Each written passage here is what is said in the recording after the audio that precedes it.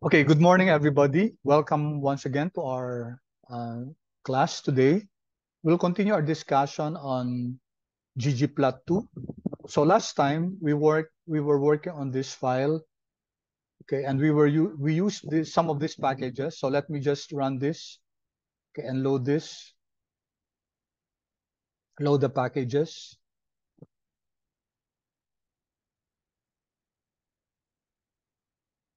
And we learned that one of the most powerful package for data visualization in R is ggplot2. GG stands for, as we mentioned last time, Grammar of Graphics. So again, by way of quick review, we said that there are three main components in our ggplot. We have the data, we have the aesthetics, which where we map the X and Y position, okay, and the color, the shape, and size. So these are what we call aesthetic attributes. And then the object itself, which is the geom. So data, aesthetics, and geom. There are other components like facet and position, which we'll have examples of in the future. Okay, and then we said that there are many types of plots, but the main plots are your scatter plots, your line graphs, histograms, box plots, and bar plots. So we're going to look at this first, and then move on to other quote-unquote exotic types of plots. So we use the NYC flights. We use the flights data set from NYC flights. Okay, so this comes, if I run this data flights, so let's see, there. It's data, it's a, so if you take a look at the class of flights, it's a data frame, it's a table, it's a special type of data frame. Okay, we learned also that if we want to see the flights data set itself as a tab here, in spreadsheet form, then we use the view here. Okay, there are 336,776 observations and 22 variables all in all.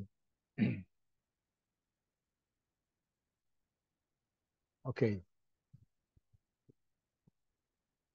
So we learned some descriptive statistics, descriptive analytics last time. We looked at the glimpse the glimpse function that's from dplyr. Okay, so first the names will give us the different variables in that object there. Okay, the structure will give us the type of each variable. To take a look at this one, so we can see that it tells us that this is a table, which is a special type of data frame. And then you have $year here signifies that this variable comes from the data, the object flights. And you cannot access this year without having to identify the source, which is flights. So if you want to access this variable year, then you have to type flights $year. Okay. So for example, let's take a look at let's say this one, departure time. So let's get the average, for example, the mean of depth time. Will this work? So I think we discussed this last time. Will this work, class? Sir, I think you have to attach first. Okay, without attaching first, but just this one. Will this work? Could you try, please? No po. It will not work. You know why? Because there's no object called depth time here. It's not recognized by R. So if you want to get the mean of departure time, you will have to define where this is coming from. So it's coming from flights there. Okay. So if we can now, by the way, even if, okay, if you write flights and then $, it will automatically give you what you can find in the flights data set there. Diba? So flights and then departure time, I just click that, close, and then Control Enter. Okay, may NA. Bakit may NA? What do you think, class? Why does it register NA?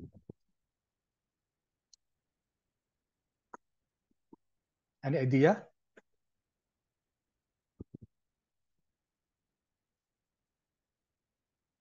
What do you think? Christian, what do you think? Because sir,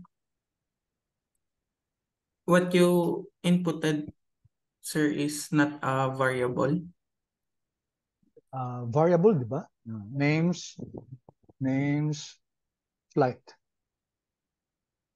Ano? Ano Flights. siya, sir? Parang column po siya. Oo, pero column Ay, variable yun, di ba? Variable. siya. Under flights. Yan, no? Departure time. Yan. And in fact, nung tinignan natin structure, di ba? Structure, ito yung lumabas. Still here. Wala. Ito. Yan. Diba? Ito. It's an integer. Diba?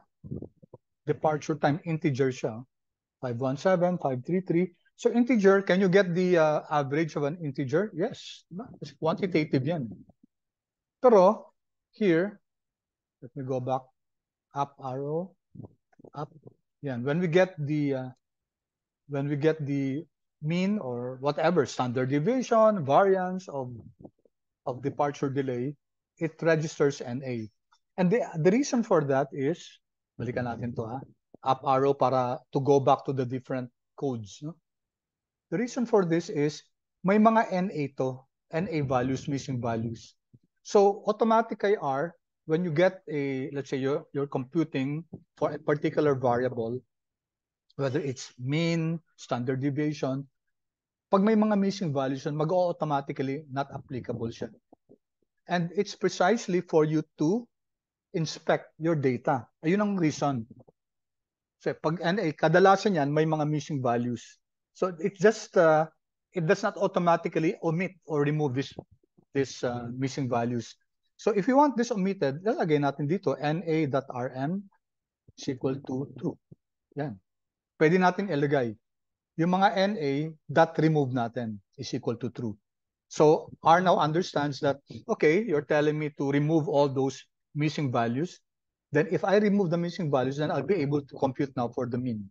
Okay, so let's try this. Okay, di ba meron na? No?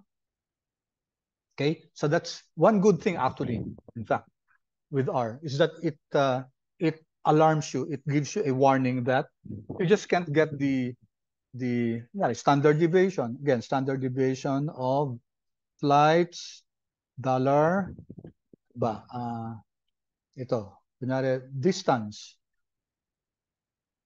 Okay, I'm not sure if may missing values, no? Okay, wala siyang missing values, kaya automatically na ganun siya.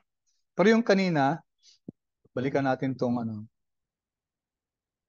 yung dollar. Okay, ganun din yung departure time. Let's get the standard deviation of that. Automatically mag-NA pa rin yan. Kasi may mga missing values yung departure time. Okay? Feedback please. Okay, but clear so far, class? Yes. Okay. Now, yung... Ay, sorry, sir. Yes. Ang kunwari, di ba po, kukunin yung mean. Ano po yung n value niya? Is it number of rows or yung parang dinisregard mo na yung NA, number of NA? Sorry, anong question mo, Christian? Ano po, Sorry. sir, kunwari, di ba po, yung mean, i-divide po siya by ilang number of sample. Oo, yung, syempre, tinanggal na niya yung mga NAs, no? Di ba 336, 336,000 something yung observations natin ito. So, if the NAs are removed, kunyari, 2,000 NAs yan. So, magiging na lang siya, ang divisor niya, 334,776. Right? Yes, sir. Thank you po. Now, later on, titinan din natin kasi there's another way to do it, no? So, that was parang forced removal of the NAs. Pwede din naman natin papalitan yung NAs. So, that's also possible. If you don't want to remove the NAs, you can replace it with with another value. Kunyari, you can just get the mode of the whole data set. No? Pag tinanggal yung mode ng whole data set na yan, ano mangyayari? Pag hinanap natin yung mode, the median, for example, the middle value, pwede niyang palitan yung mga NAs ng median. So it will replace everything with the median, which in effect will not really affect so much the computation ng mean. Kasi median naman yung inaano niya, yung gitna eh. No? So pwede rin yun. No? That's what we call coercion. So any missing values can be treated by a process called imputation. We'll discuss that in the future. No? Yung process ng what to do with missing values. Kasi pwedeng automatically tatanggalin siya. Okay? Kung konti lang naman siya, if you have a big data set, tas konti lang, kunyari, 10 lang yun, no? And then you have 336,000 observations, it doesn't really it doesn't really matter that much. Do you agree? Kung 10 lang naman yung mga missing values, tama ba? Plus, you agree with me? Yes po. Tapos kung masyadong malaki yung size ng data natin, wala masyadong problema doon. But if there are many missing values, yun ang problema, no? And if you still want to maintain the divisor, yung total sample, yung 336,776, then ang gagawin natin doon, ang process ng tawag doon, imputation. Okay, so you either replace the missing values with, okay, ang iba ginagawa yung median. Ang iba naman ang ginagawa yung mean. Okay, so it really depends. Okay, all right, so that's a good discussion. Okay, so balikan na natin to. Hindi pa yung topic natin ngayon, no? We're really more with the data visualization now. So, ang question ko kanina, is it okay to get the metric, for example, its mean or standard deviation of your, by the way, sige, sagutin muna natin to, no? If you want to go back to previous codes that you wrote, class, mag-arrow up lang kayo, no? Yan. Arrow up. Tapos from there, you can just modify that, no? Yan. Arrow down ulit ako para bumalik dito sa recent. Ayan, dito na ako, no? Sa most recent.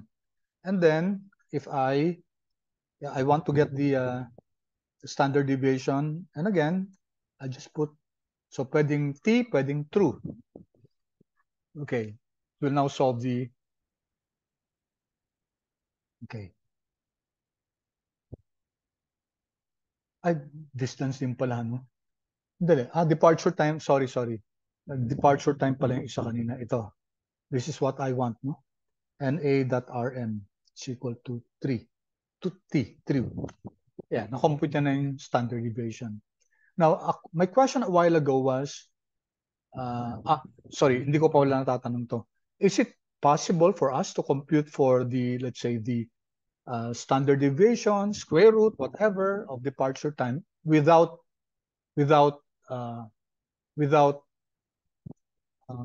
specifying that it's from the flights dataset? Pwede yun, no? Pwede yun. What you do is to attach. Use the attach function, attach flights. So this will mean na lahat ng mga variables na gagamitin natin after this will be from flights, no? So understood ni Aryan. So control enter, naka-attach na. So kunin natin for example yung standard deviation ni departure time, okay? Dapat lagay natin NA.rm is equal to 3, is equal to T. Okay? So ngayon, I didn't refer to flights, no?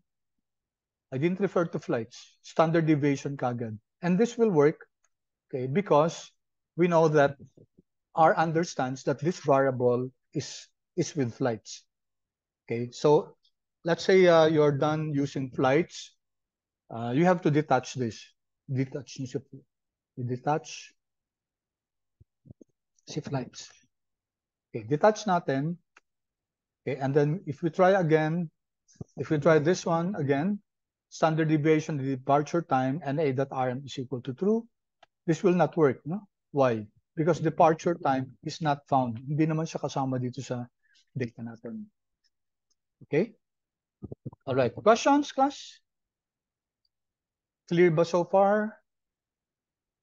Yes, sir. Yes po. Okay, good. All right. So let's continue our discussion. So sabi natin, no? Ito yung unang gagamitin natin yung okay. I think we reached to this point last time, di ba? Ginamit Opo. natin yung pipe operator. Class. Yes po, Yes. sir. Okay. So sabi natin, anong shortcut nito? Diba? Yan. Control, Shift, M. Diba? And this is the new symbol for the pipe operator. Yung old is percentage greater than percentage. And did we learn last time how to kasi pag old version ka pa, ito yung lalabas, no? Did we learn last time how to update so that the pipe operator will appear as this one? We did, right? Okay, good. Nasa, just by way of review, nasa tools, and then tools, and then global options, right? And then dito sa code, here. Andito siya. Use native pipe operator. Ito na yung bago. And it requires 4.1 up. Okay?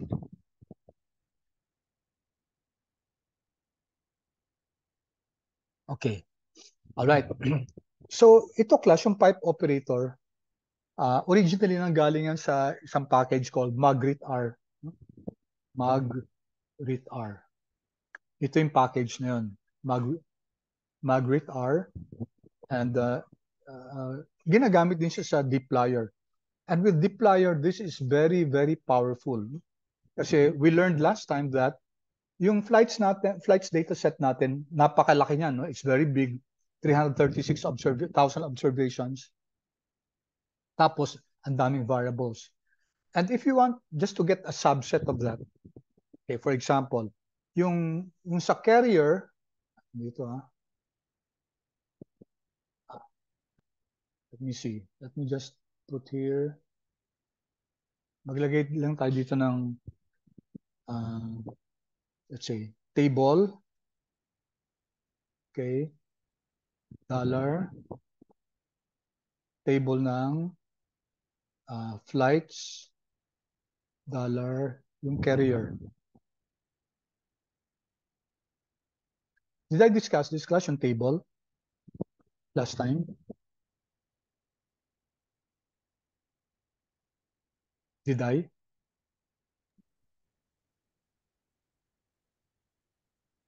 Class? Opo, Yes. sir. Yes or no? Hindi ba? Hindi ko, sir, matandaan kasi po sa console. Wala. Wala po. Okay, sige. Good. So yung table class, it's used for, especially for categorical variables. No? It will give us, kunyari, itong table, then flights object, and then carrier. If we run this, okay, bibigyan sa atin yung count. No? Yung count ng mga, yan, ng mga carriers. 9E, dun sa dataset natin, 18,000 siya. American Airlines yata to. AS is Alaska Airlines. No? And there were 714 flights coming from Newark and going to New York City, coming from Alaska. 714 flights all in all. So, konti lang. No?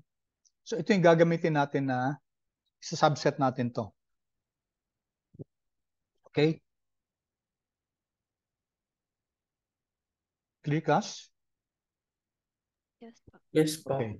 Actually, pwede rin natin, let me see. Ano pa yung isang ano natin? Ano yung pangalan ng airport natin? Airports. Asan yung airports? Ito. Origin, no? Origin. Let me just show you. Pwede natin gawin to. Copy natin to. Okay. And then, comma, flights also, origin. So, ito, cross tab, no? Cross tab ng dalawang categorical variables. Itatabular niya lahat ng ilan to? 1, 2, 3, 4, 5, 6, 7, 8, 9, 10, 11, 12, 13, 14, 15, 16 carriers all in all, 16 airlines, no? Tapos tatlong origin, tingnan natin to ha. Okay. So you can now see a tabular cross tabulation ng, okay. So sa Newark, si American Airlines 3400, ito 13700, okay, sa LaGuardia 15,459. Okay, so very convenient, no? Makikita kagad natin yung frequency distribution ay yung distribution ng mga carrier at saka ng origin. Okay, yung table function. Okay, got it, class? Yes po. Okay, helpful ba yung table? Yes po. Di ba, no? Kasi ano lang, yung simple function lang. And may ano pa yan, may mga special functions pa rin dun sa table. But let's not do that. Let's not go there at this time. All right. So very quickly balikan natin to. What do you call this, class? What do you call this? This is your assignment. Yung assignment po, sir, ng Assignment operator, no? We call this the assignment operator. So we're creating this object, Alaska Flights, and then we're assigning, okay, yung pipe operator class, parang sequential siya. So sinasabi natin dito, use the flights dataset, and then filter mo. So ang ginagamit ng filter function is that it will remove rows, okay? It will remove rows that, sorry. Ang filter, sorry, iba yung rows, no? Ang filter, it will remove the columns, no? Columns that are not specified. So ito, sorry, mali. Okay, I stand corrected. So filter will remove the rows, okay, based on what you specify. So ito sinasabi natin, i-filter mo nga using the carrier, no? Using carrier, then equal to AS. So yung carrier dapat AS lang. So di ba, 16, there are 16 carriers. But if you take a look at our flights data set, ito yung carrier natin. Ito, no? So lahat ng mga rows na hindi AS, tatanggalin niya. And from our table here, there are only total of 714. Lahat pa galing kay Newark, no? Origin galing kay Newark. Okay? 714 lang. So if we do this, what we will be expecting is, if you filter niya, tatanggalin niya yung mga rows, no? Na hindi AS. Okay? Ang carrier lang is equal to AS. Now, ang tanong, will it still include all the other variables? Okay? Kasi 22 variables yan. Yes, kasama pa. No? Kasi ang filter, ang tinatanggal lang niya yung rows. Okay? Iba yung pagtanggal ng columns. We'll go there later on. Okay? So if we run this,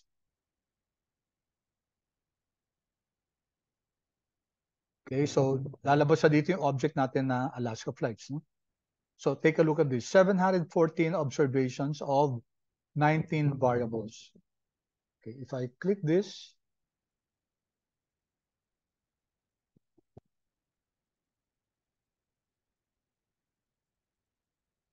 okay. So itong ibig sabihin 1 to 20. Okay, ang pinapakita lang niya dito 20, no? Ang ibig sabihin ng 1 to 20 of 714. Tapos ito 19 columns lang pinapakita. Okay? But that doesn't mean na 19 columns lang siya. Okay? There are 22 columns all in all. Diba? So hindi na bago yung number of columns, yung number of variables. Yung pa rin siya. Okay? So don't be confused with this, ha. Ang ibig sabihin ng 714 observations of 19 variables, ang nakikita lang sa screen, 19 variables. But it doesn't mean that there are 19 variables only. Bilangin natin 1, 2, 3, 4, 5, 6, 7, 8, 9, 10, 11, 12, 13, 14, 15, 16, 17. Ay, sorry. 17. Mali yata ako, no? Saan yung kanina? So, yeah, I stand corrected, class, no? Hindi 22 variables. Saan nagaling 22 sa akin? 1, 2, 3, 4, 5, 6, 7, 8, 9, 10, 11, 12, 13, 14, 15, 16. Bili na nga lang. Para mas mabilis. Okay, N-call, number of columns of flights. Binibilang ko pa eh. No? Number of columns ni flights, 19. So there are 19, tama ito, no? Number of rows, number of columns. Yung flights, 19 variables pa rin. So you can see, what was filtered was the number of observations, number of rows. Yung original 336, ngayon yung Alaska flights, naging 714 na lang. But there are 19 columns, 19 variables. Okay, so apologies about that. All right, so na-create na natin tong Alaska flights, no? Okay, so sabi natin yung pipe operator, and then we went to may I know class saan tayo natapos? Sorry but it's okay lang naman kasi this is also a good review kasi especially once a week lang tayo nagkikita. So it will pay for us to really go back a bit and review what we have done so far.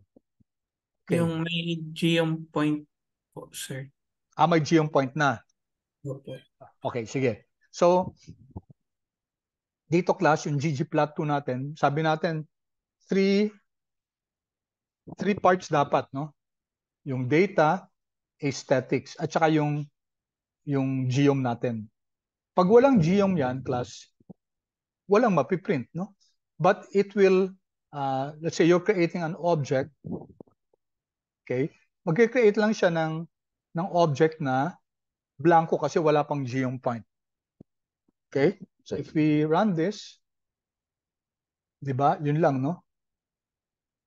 Andyan yung na-map natin yung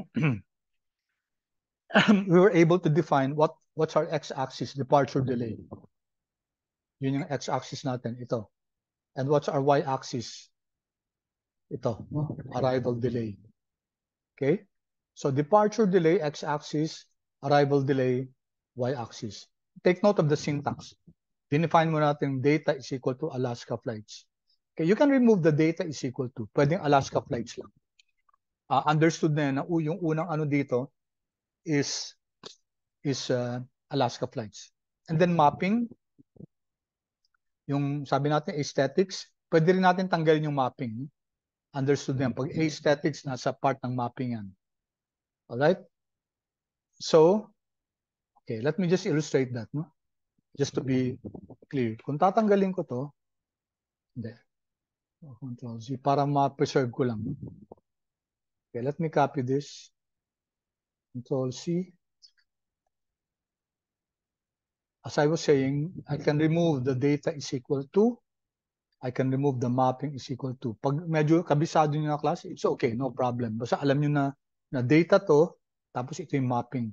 If I run this, okay, yan, ganun pa rin, no? Are understood that this refers to data and this refers to mapping. Okay, so let's now go here.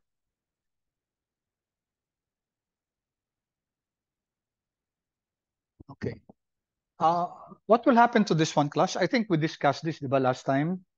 If I run this, okay.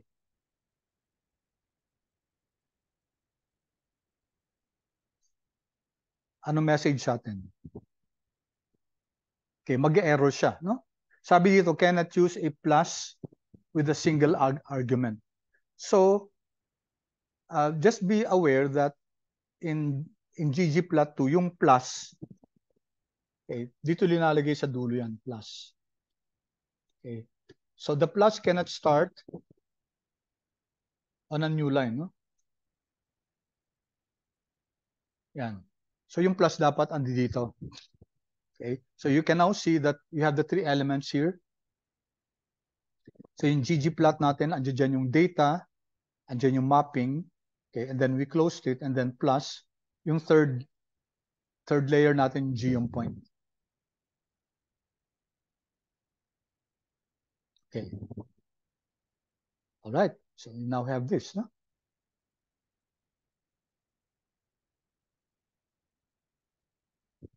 Okay, tapos dito nagsabi siya, nag-warning siya dito. No?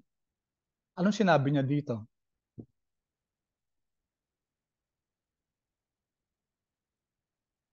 Ano yung warning niya dito? May tinanggal daw po na rows. Yeah. Bakit daw nagtanggal ng rows? May missing values po. Yun.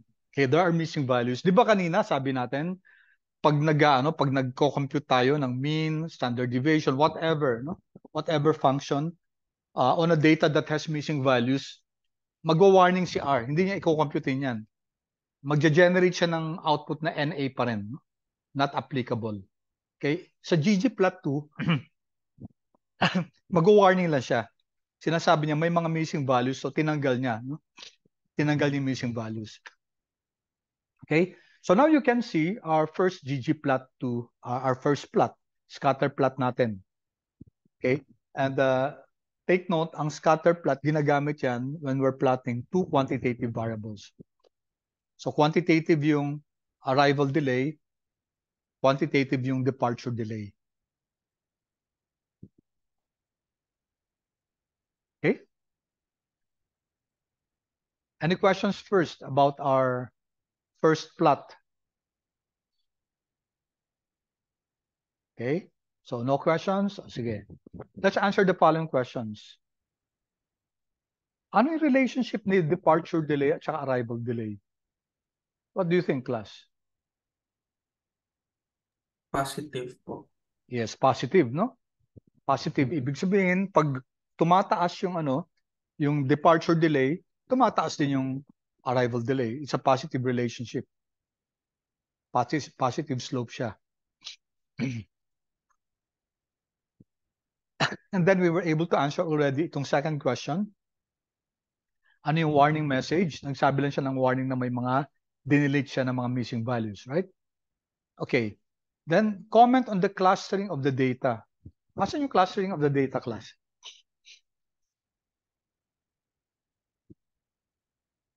Where is the clustering of the data? Sa may 0 points po. Dun sa mga points na maliit lang yung departure delay at saka correspondingly maliit lang din yung yung arrival delay. Right? Itong area na to, no? Tama ba, class? Yes, sir. So ito yung yung clustering of the data points, no? And there were instances when ano ibig sabihin ng negative departure delay? Maaga. Kasi may ito yung zero natin, di ba? Ito yung origin natin, no? Ito. May negative na departure delay dito. What does that mean? Maaga. Maagang umalis, no? The plane or the carrier left ahead of time. Okay, and you can see also that the arrival delay is negative. Ibig sabihin, mas maaga din dating dun sa destination. Okay? So this really reinforces the fact that talagang positively correlated yung yung dalawang variables atong departure delay and arrival delay. And then ito yung clustering nga, no? All right. So and then why do you think there's a cluster of points near 0, 0? Bakit kaya, class?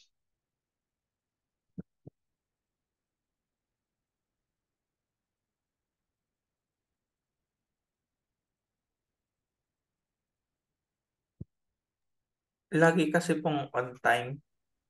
Yeah. Or if they can leave earlier ahead of time, then they do that, no? Opo. Yeah. Why do you think? Yeah, maybe because also of quality controls, no? Kasi if you were the airport administrator, you would not want this, di ba? Hindi goal ng isang dun sa airport na ganito yung yung mga performance. If this was a metric, a high delay, of course, would affect yung arrival delay, di ba? So ito, ilang minutes to? Minutes yata to no? So ito, 200, more than 200 minutes. na delay. So that's more than 3 hours. Ito yung mga ano na to, no? Ito, no? Ito yung highest pointer, oh. So around 220 hours. Ilang 220 minutes, no? Ilang hours yun? Okay, that's almost 3 hours eh. Kung 240 kasi, di ba? 4 hours pala yung 240, di ba? So ito almost 4 hours yung delay. Okay? And then the arrival was almost 200 minutes yung ano. Okay. So you can see here the performance of this airport during 2013. Okay. So let's take a look at this. No? Tingnan naman natin ano yung kanina geom point. Ano yung geom smooth? So let's run this. Did I put this in the file that I shared with you? Yes po. Okay. Usually hindi ko binibigay ito para kayo magko-code kasi iba yung kayo din mismo nagko-code, no? Iba yung effect nun sa learner. So if I run this, so next time yung mga lessons natin hindi ko bibigay yung code. You follow along and you type the code yourself. Okay. Anong difference ng geom point sa geom smooth?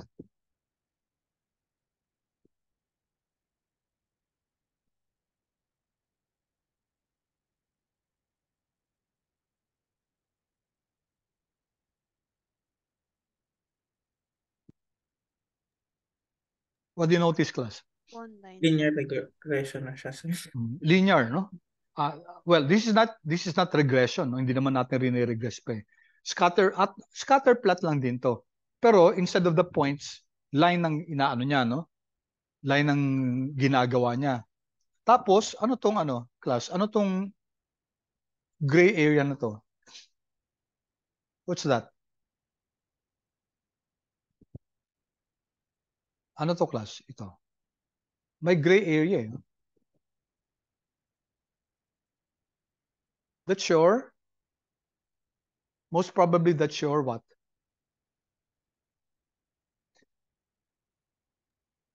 That's your, Outliers po. sorry? Outliers. Outliers. That's your 95% confidence interval, no? Diba? So you get the mean and then you get the 95% confidence interval ng line natin, no? So yung gray area na yan. So yan ang ibig sabihin ng smooth, no? Pag geom smooth, ibibigay yung line o yung segment tapos lalagyan niya ng band ng 95% confidence interval. Okay. Sige. So ito I already discussed, no? Sa ggplot2, sensitive sila dito sa plus. This plus should be placed at the end of the code, hindi dito sa beginning. This will not run, as I demonstrated to you a while ago. If I run this, asa na siya? Ito, no? Ito. If I run this, okay. Nag-error na naman, no? Minap niya yung yung aesthetics at saka yung map, yung data at saka yung aesthetics. Pero hindi niya natuloy dito sa geom point. Okay, kasi yung plus dito, it should be located here at the end. Okay, clear yung class? Yes po, sir. Okay. Now some notes about overplotting. Okay. What is this telling us, yung overplotting? If you notice, class, yung natin kanina, yung scatter plot natin, di ba, ang laki ng concentration dun sa 0, 0 area. Here, di ba? Ito. Okay. So, one point on top of the other, no? And it's quite difficult to really see ano yung distribution ng mga points natin dyan kasi hindi na natin nakikita ng husto, no? Kasi as I said, nag-over-concentration na dyan. Okay, so my comment here is ito. Yung mass ng points near 0, 0, it can cause confusion because it's now difficult to tell ano ba yung number of points that are plotted. Kasi naging parang black mass na siya eh. And this is what you call overplotting. So how do we address overplotting? Di ba black on black, tapos magkakalapit sila. So parang isang mass na siya, isang blob na siya. No? So we can address this, yung overplotting na to. How can we do that? Two ways. Number one, i-adjust natin transparency. By adjusting the transparency, mas makikita natin talaga yung distribution ng data natin. And maybe perhaps putting a little jitter. So parang isi-shake ko lang yung data ng konti. Konting nudge lang. But of course, pag jitter mo kasi, parang nagmo-move yung data ng konti. No? Okay, so what we do is, specify natin alpha. Okay. Alpha. So let's see, tingnan muna natin yung ano, no? Let's see, alpha. Okay, ito. So ano yung ginagamit, ano ginagawa ng alpha? What will happen if we, so ano tayo sa help ng R. Okay. So, okay, maraming alpha, no? Nasa ggplot2 siya, no? O ito merong alpha sa Cronbach alpha. So this is for reliability, validity, hindi yan yung gusto natin. So it can be color transparency, ito, no? From scales. Maybe we can look at this one. Okay. Ayan, class to. No? Alpha, nakalagay ito. 0.1, 0.5. Okay. May sequencing pa, no? From 0 to 1. Length that out. Okay, so, alpha. Okay. So, ito yung isang alpha, no? So, yung alpha class will give us the transparency. Okay. Pag lower yung alpha, ibig sabihin, mas less transparent siya. Yan, 0.1. So, let's see kung ano mangyayari, no? Okay. So, let's run this and see what happens when we incorporate in our geom point a certain level of transparency. Run natin to. Okay. Now, what do you notice now? Okay, here, di ba mas light na yung ano natin, yung points natin, no? It's a bit lighter, but now you can see kung asan yung really concentration, mas andito siya sa area na to, no? Kanina kasi parang ang hirap na makita eh. It looked like one huge blob, no? Yan, no? But when we did some transparency, when we redefined our transparency, medyo mas makita natin na yung concentration ng data natin is yung a little bit below 0 sa departure and then a little bit below 0 sa arrival. Dito sa area to. Okay, so maybe a few minutes before departure and a few minutes before arrival. So let's experiment. Kung ilalagay natin na 0.5, what will happen? Okay, so mas mas dark, no? Parang yung kanina lang. In fact, pag alpha is equal to 1, yun ay original kanina, no? Yun ay 100%. So exactly the same as what we had before. Okay, so gradient na lang. Tingnan natin kunyari 0.2. Sample lang to, no? Kanina 0.1. So 0.2 ngayon, medyo mas a little bit lighter. Okay, so using the alpha class helps us look at the overplotting. Okay? So si alpha, it will give us the shading ng color ng plot natin. Okay, any questions here, class? Tingnan natin dito ulit, no? Alpha. Tingnan naman natin sa ggplot2. Meron kasing sa scales and meron dun sa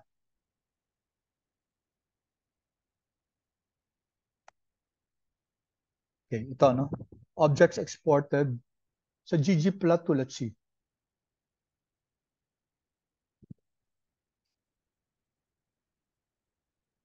All right. Take a look at this class. Okay, ito, ang sabi niya dito, okay, geom point is equal to alpha 0.5. Tapos, in-specify niya yung color. Color is equal to blue. Okay, let's copy this. Tingnan natin kung ano mangyayari.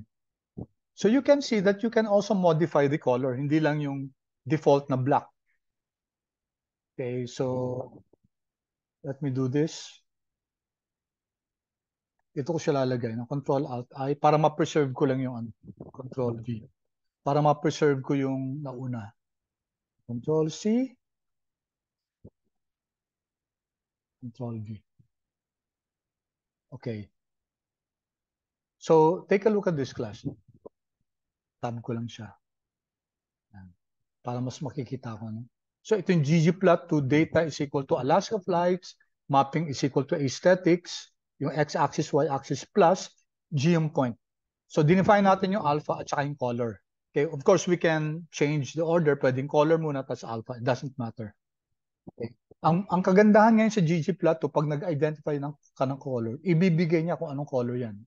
For example, I'll make this green. Green. Okay, yan. Papakita niya kung anong color na green. And may mga scale siya. If I'm not mistaken, 256. No? Red. Yan, red. No? That's one good thing now with the coding kasi makikita mo kung ano yung color talaga. No? Okay, let's go back to blue. Yan. Oops. Tapos may iba pang ano may iba, let's see. Coral blue meron ba? Wala, hindi na ng color. No? Alam ko may color blue. So we will have to look at the different colors that we can use. Okay? Kaya nga, ang ganda sa data visualization nitong ggplot, no? Alright, blue. So let's plot this. Yan. Yan nyo, no? Then baguhin natin yung alpha. Let's make this 0.1. Run natin to. There. Hindi lang medyo makita. No? But at least to get the idea.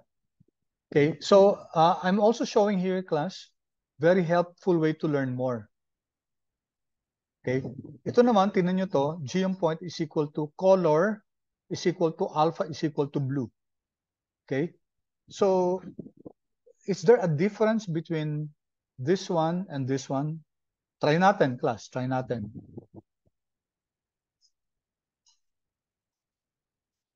Copy ulit natin to, Control-C, Control-V, and then I'm going to copy this, Control-C, Control-V. Ibahin ko naman yung color, no? Gawin ko namang red. Yan. So, yung G yung point class, tingnan nyo, no? Yung color niya nasa loob. Color is equal to, and then color is equal to alpha. Yung, andito yung color, tapos yung transparency. No? Let's run this. Okay. So, pareho lang, di ba? Same lang siya. Gawin natin itong 0.1.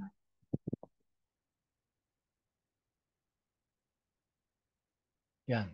Okay, ganun din, no? O yung kaninang black, lagay natin black dito. Yan.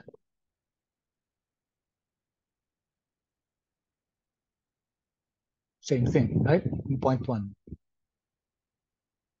Okay, so let me pause for a while. Okay, clear so far, class? So you can see here different ways to do the alpha. Pwedeng ito. So it will be good, class, for you to do the same thing para if you're reviewing it, makikita nyo, iba't ibang ways pala, no? But it gives us the same output. Okay, pause for a while. Any questions so far, class? None po. Okay. Learning so far? Yes. Yes po. Okay. So let's just answer some of the questions here. Why is setting the alpha argument value useful with scatter plots? Why do you think? Sa tingin niyo, importante yung pag-define ng alpha? And kailan siya mas nagagamit talaga?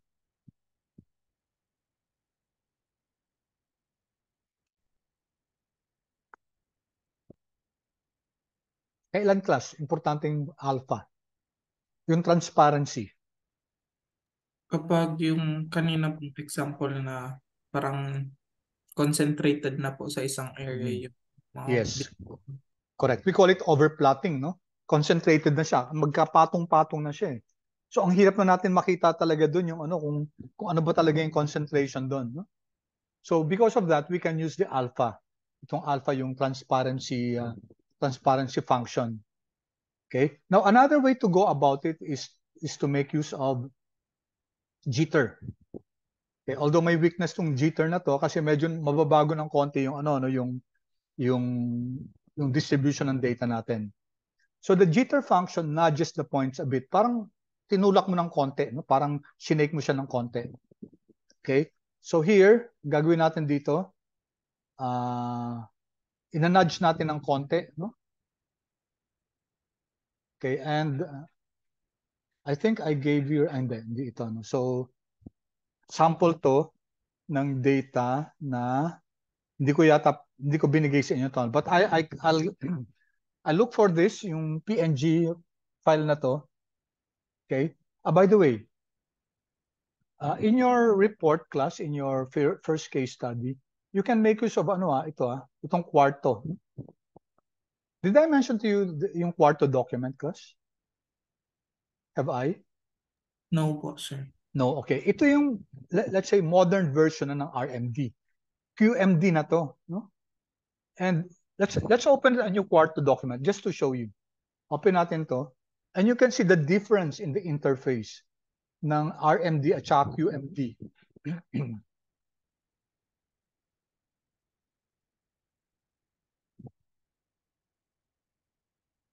Okay, you can now see the difference, no?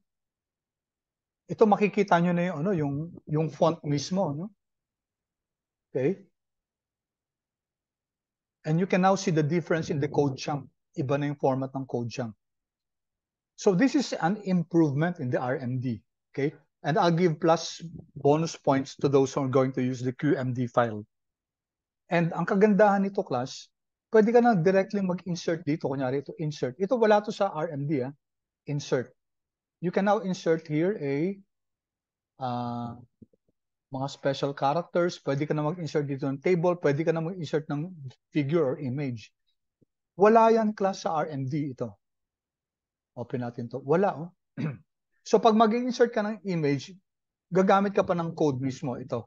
May question mark, tapos yung name ng name ng gusto mo ilagay dun sa picture na yon, and then kung saan nakalagay yung data na yon. Yan. So I should have placed it here also, no, dito. Dapat linagay ko tong image na to para i-refer ko na lang dun sa pangalan. Hindi na yung site, yung location, file location.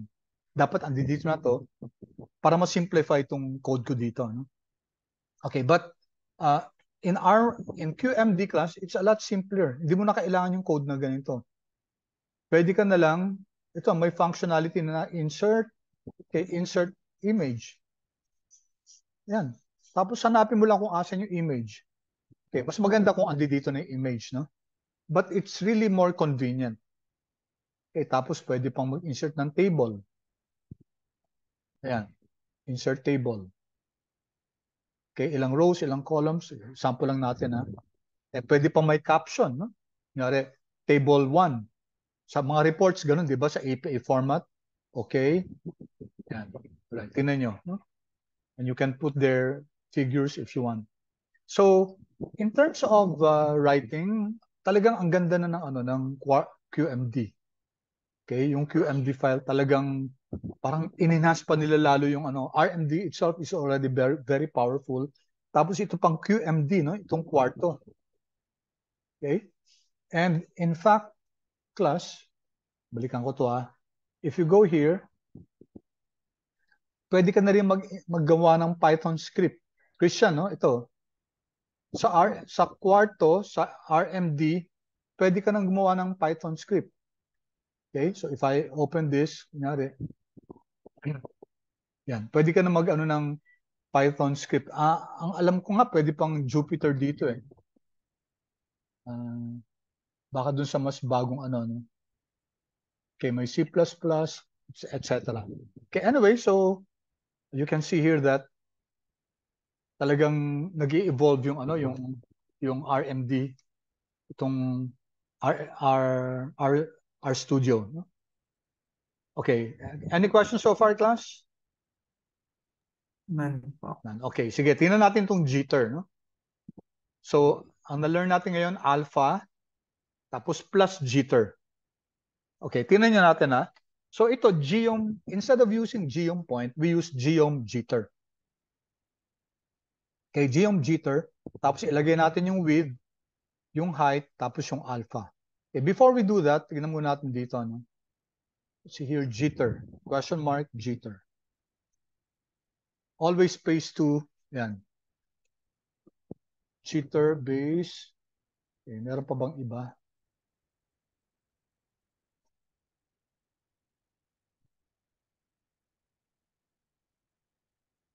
Amount of noise, no? May example siya dito. Iba yata to, no? Let me see.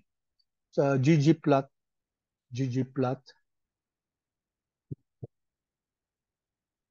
Let me see kung meron siyang jitter mismo.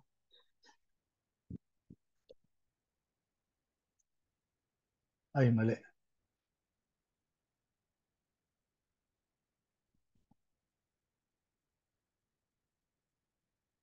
Package. Wala itong specific na, ano. Wala. Walang specific na function na jitter. It can be used, class. Itong tingnan natin. Yung geom jitter, sorry. Hindi yung ito. So this is the function. Geom jitter. Yan, okay. So what does this do? The jitter geom is a convenient shortcut for geom point. Position is equal to jitter. So the long name is geom point. Position is equal to jitter. Yan yung long name. So may shortcut siya, geom jitter na. It adds a small amount of random variation to the location of each point. So rin-randomize niya yung location. Ninanudge niya ng konti. And it's a useful way of handling overplotting, yung overfitting caused by discreteness in smaller data sets.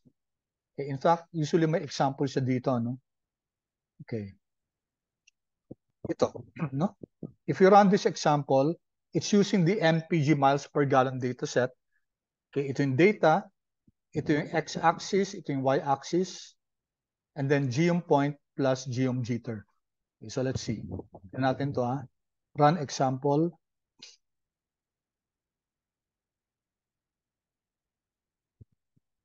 Okay.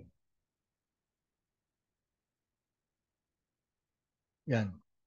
Okay, hindi natin masyadong ma-appreciate kasi hindi natin nakita yung original, no? But ito, class, most probably may overfitting din siya, may overplotting. And then the jitter allowed it to spread out a bit. So tingnan natin dito sa ano natin, sa ano natin, sa data natin.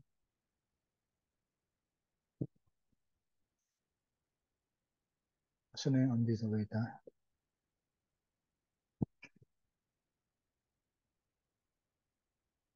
Back dito, back. Okay, so ito yung ito yung code natin. Ito tingnan niyo kung paano niya ginawa yung code, no? First, nag-create siya ng object na P, which includes the data and then the mapping. Tapos, sa second niya, P plus geom point at saka P plus geom jitter. So ito yung original object na P, tapos nag-add lang siya ng P plus geom point. This is also a good way to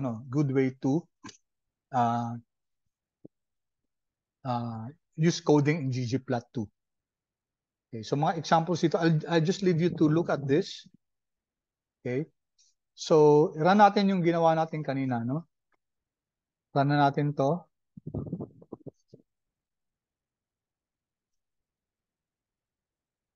So this here, same data, Alaska flights, and same x-axis, y-axis plus, ito sineparate na niya, no? Ginawa na niyang geom jitter, which is actually your geom point. Okay.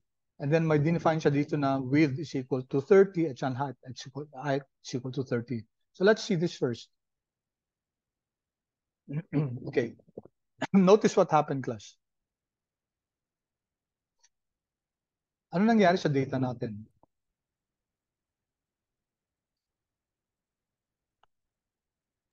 Mas nag-spread out na, sir, yung cluster. Yes.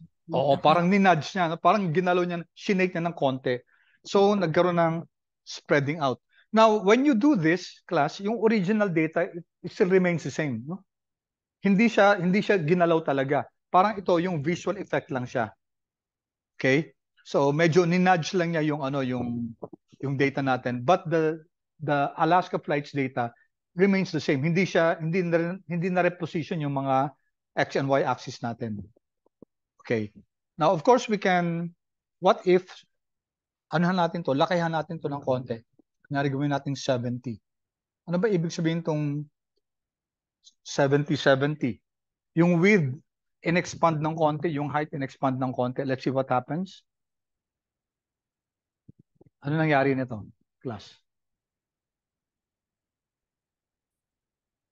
What happened, class?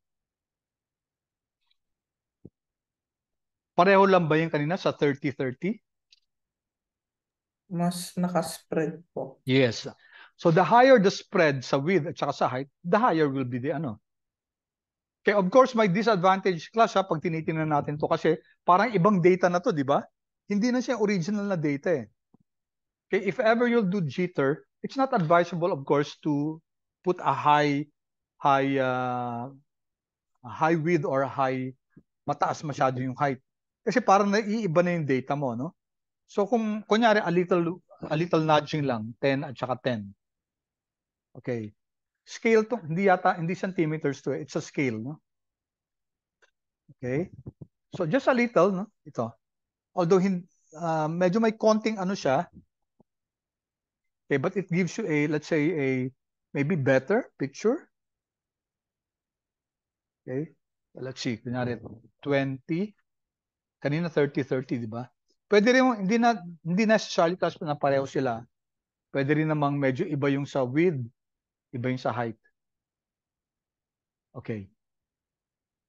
You can see yung width parang mas malaki yung ano niya, yung spread kaysa sa height, yung pag-nudge. Okay, any questions so far, class?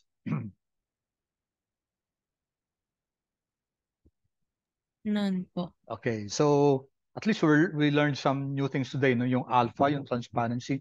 And of course, pwede i-combine ng class. No? Still, yung geom jitter, which is actually geom point siya, no? Yung geom jitter, ginagamit yan with geom point. And we can directly use geom jitter. And it will mean exactly also geom point, only with nudging. So dito, may width, may height, yung jitter, tapos may alpha pa tayo. Medyo binago din natin yung transparency. So if we run this, tas pwede pa natin lagyan ng color to, no? Diba? Okay? So just like what we did here, kanina yung color natin, tingnan nyo, diba? Ito. Yung alpha natin pwedeng combined yung color at saka yung ano. Or dito, alpha tapos color is equal to separate. No? Okay, so let's try that. Geom jitter. May alpha na 0.2 tapos color natin, lagay natin color is equal to green. Yan. Okay, so pinagsama-sama natin, di ba? Meron tayong geom point to class, di ba? May jitter tayo. Okay? Pwede rin natin i-jitter yung width lang. Pwede rin yon. So, very flexible tong function na to. May alpha tayo at saka may color tayo. Run natin to. Okay. Hindi lang maganda yung green, ano? Kasi parang apple green siya. Hindi siya masyadong kita. Okay, so if I change this to, for example, red, medyo mas, ano yung red eh, mas matapang yung kulay. Okay. So there. So combination ng jitter natin, alpha, at saka yung color.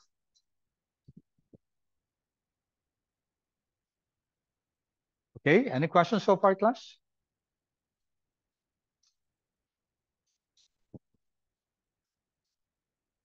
Questions?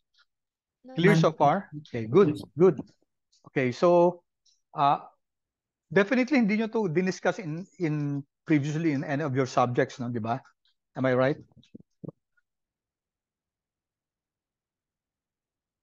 Tama ba? Yes po. Okay, at least okay lang ba? May value added ba yung natin? Yung discussion natin? Yes po, sir. Okay, good. Okay, yung susunod na kasi yung first case nyo, yung paggamit pa lang ng RMD sa text. Of course, class, pwede kayo magdagdag ng image what your data is all about. You can add an image, and I'd like to encourage you to use yung QMD. Halos pareho lang naman siya ng RMD, no? Kaso nga lang mas may na siya, advanced features. Like as I said a while ago, pwede na kayo mag-insert ng image directly. Dito kasi hindi, no? Magko-code ka pa sa RMD. Sa QMD hindi na, pwede na insert mismo. Okay, so ito lang class. Note lang, jittering is strictly a visualization tool, as I said a while ago. Pag gine-jitter mo, sinishake lang niya yung sa visualization, but the data itself remains the same. Original data pa rin yun. Hindi mo binago yung yung positioning ng data. Okay? Then we now go to kanina yung natin yung scatter plot, no? The second one is yung 5 second sa 5 named range natin. Number 2 is line graphs. Okay? So saan natin ginagamit yung line graphs? Again, just like yung scatter plot natin, between two numerical variables to. Okay? And usually line graphs is best used when the variable on your axis, x-axis, is your explanatory variable. Okay? And usually maganda ang line graphs kung sequential siya. So a good example for this is your time series. Okay? Maganda ang line graphs if it's a time series kasi sequential siya. So the most common examples of line graphs have a notion of time. Ito yung sinasabi ko on the x-axis. So whether it be daily, hourly, weekly, etc. Kasi isa sa sequential na data is time. No? Okay. So as I said a while ago, pag yung line graphs natin, may notion of time on the x-axis, ang tawag natin dyan, time series plots. Okay, so another data set in the NYC 13. So access natin NYC flights, no? Punta tayo sa packages. Tingnan natin si NYC flights. Let's review NYC flights. NYC. Tingnan ko lang. Yan. Click ko to, class. Tapos, tingnan nyo yung mga laman dito. Yan.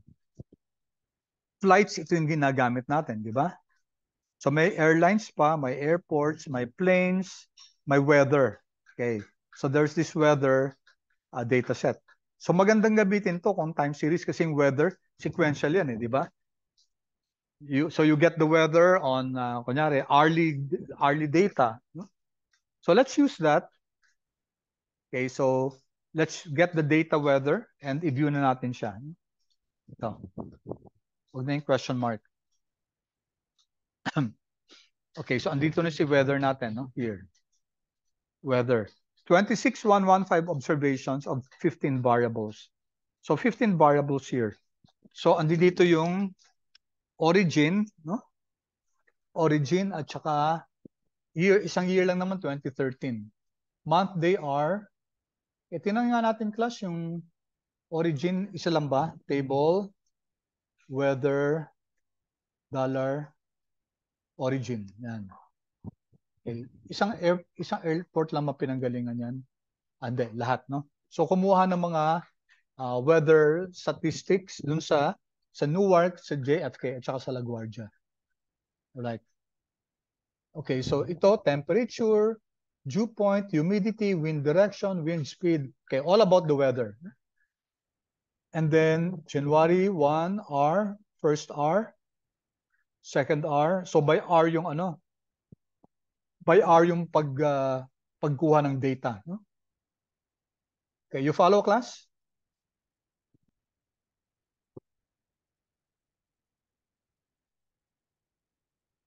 Hello, are you following? Yes po. Okay.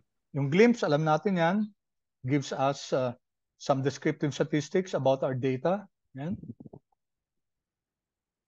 Sorry, not descriptive statistics, yung parang summary to, no? Bibigay sa atin kung anong klaseng data. Okay? Just like summary here. Summary ng weather. Ganun din. Sorry, structure pala ng weather. Apologies class ha. Yung glimpse, pareho lang yan sa structure ng weather. Okay, yung summary naman, yung 5-number summary. Okay, we have, okay. So, ang gagawin natin class, i-filter natin yung weather data frame natin. Kukunin lang natin yung origin na Newark. No? Tapos yung month, January, and the day is between 1 and 15. Okay, so here is where dplyr really comes in very handy. No?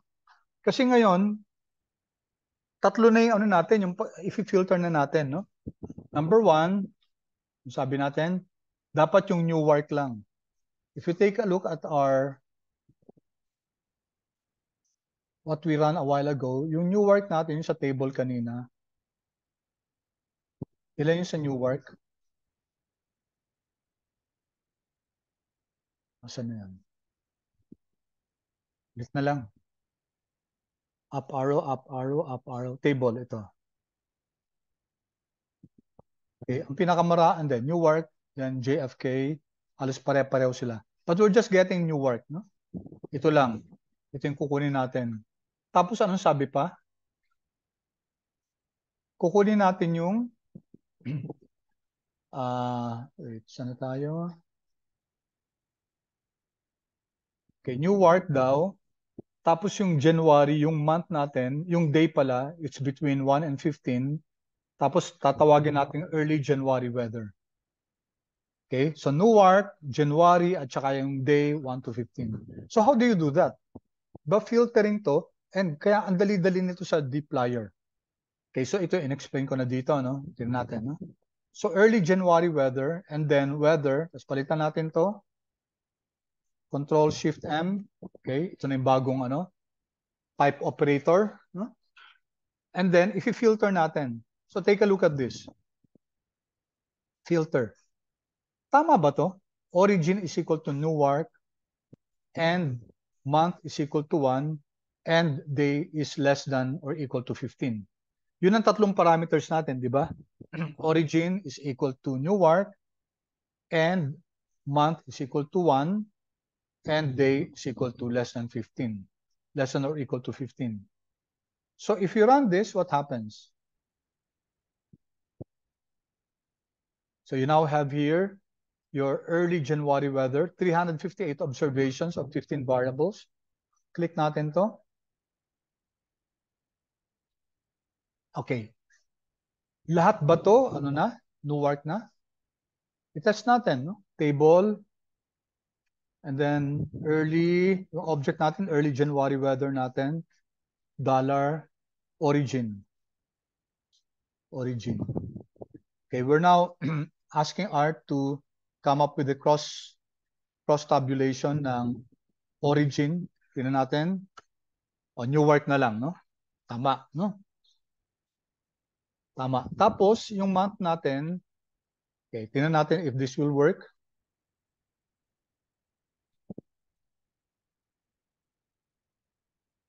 Hindi na origin yung month na, no? Month. Okay. Isa na lang yung month 1, no? Tapos, tingnan natin if this will work with a ganun din numerical variable, yung day, no? Day is 1 to 15.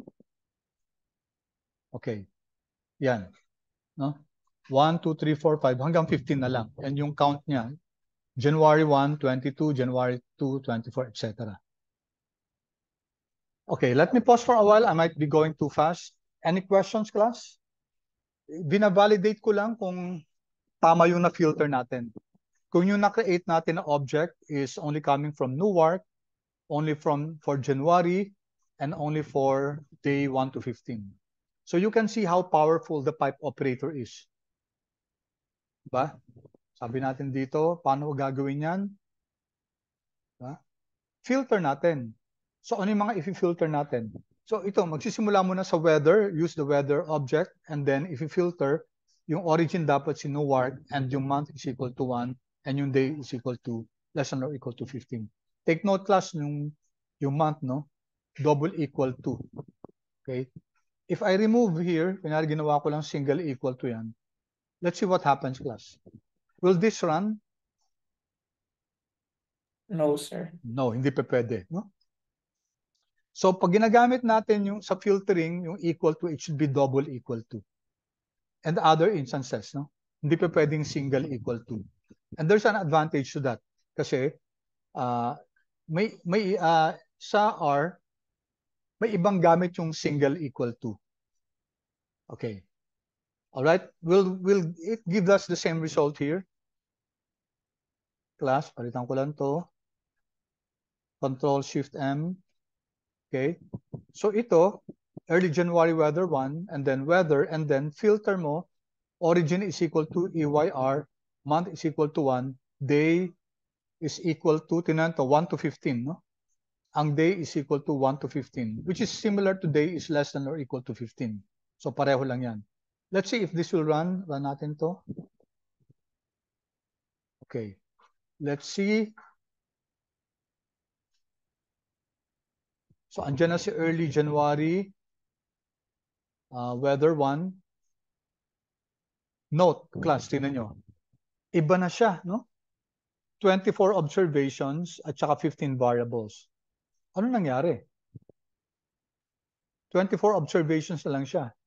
Hindi siya kagaya ng isa na, na 358. So what happened here, class?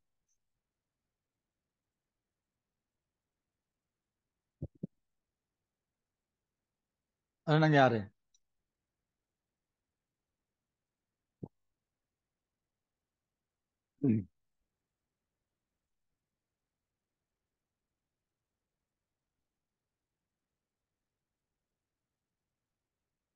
What's the difference, class, between this one and yung pangalawa?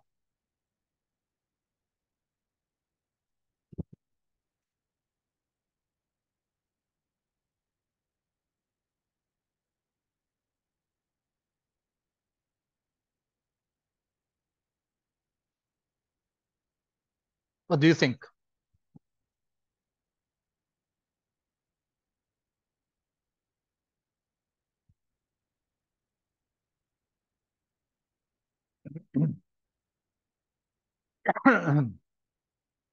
Any guess, class?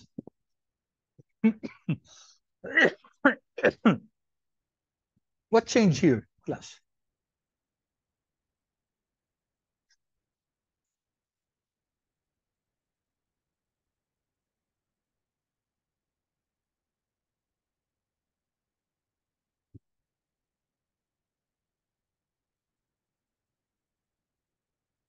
Sir, yung sa una, yung sa before month, yung symbol niya is yung end. Oo, yeah. Magkaiba, di ba? Ito comma, ito end, di ba? Anong difference? Bakit ito ang nakukuha natin dito, 358 observation. Yan. Itong early January weather 1, 24 lang. So, what made the difference between this one and this one?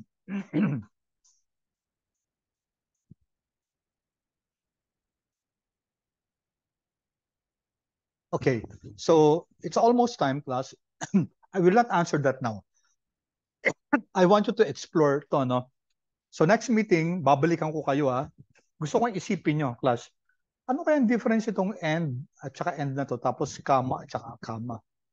Eh pareho naman sila under filter. Hint, tingnan nyo result, class. Bigyan ko ng hint, ha? Yung unang ginawa natin, yung month niya, di ba? Lahat 1 naman, di ba?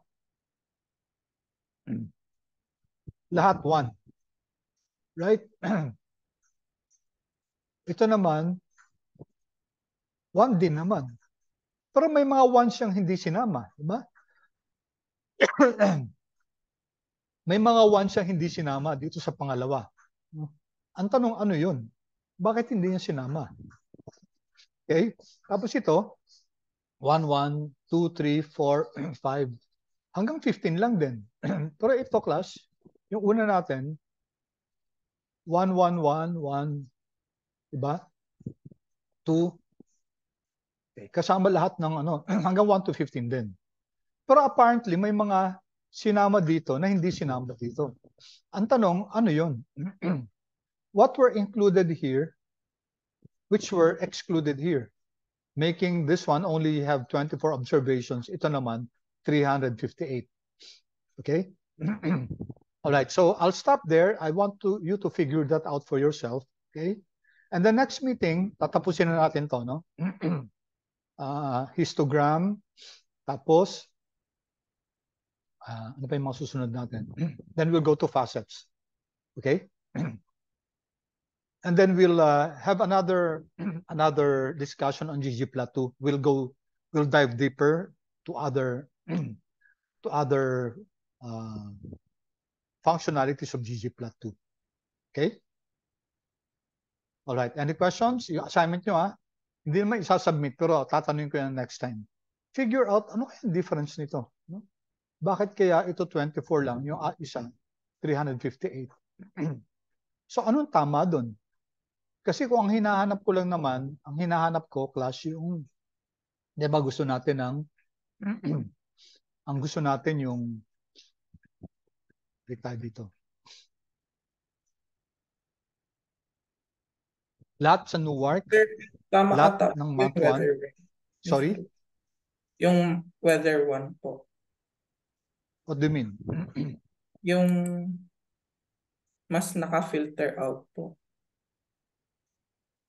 Ay, wait lang. Saan? Hindi, parang weather. Itong weather one, itong pangalawa. Oh, mas na-filter out siya. Kasi 24 na lang to eh. So there's a difference between using a comma here and the ampersand end here. Okay?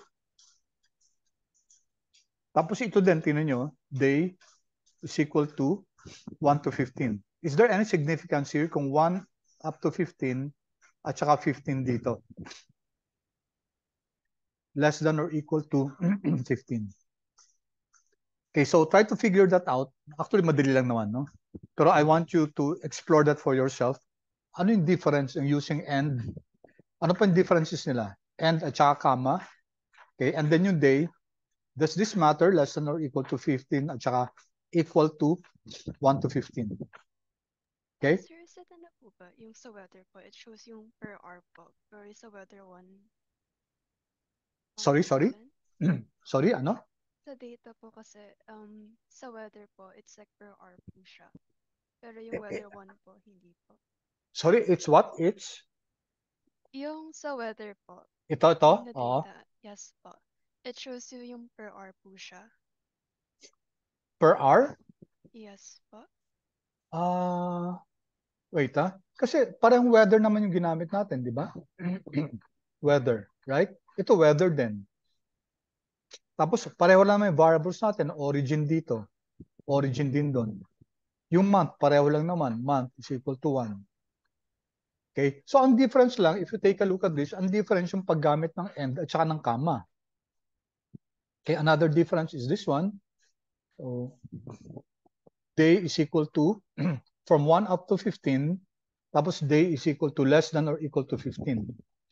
So dalawang difference lang. But we're using the same data set, yung weather data set. Tapos parehong filter lang. No? Alright? So, figure that out, class. Okay, I want you to take a look at the difference between this. And then we'll go back to this on Saturday. And then we'll finish this, tapusin na natin to, and then go on to other discussions on ggplot2. Okay? All right, so it's time, class. Thank you so much. I hope you learned something today. Let me stop recording.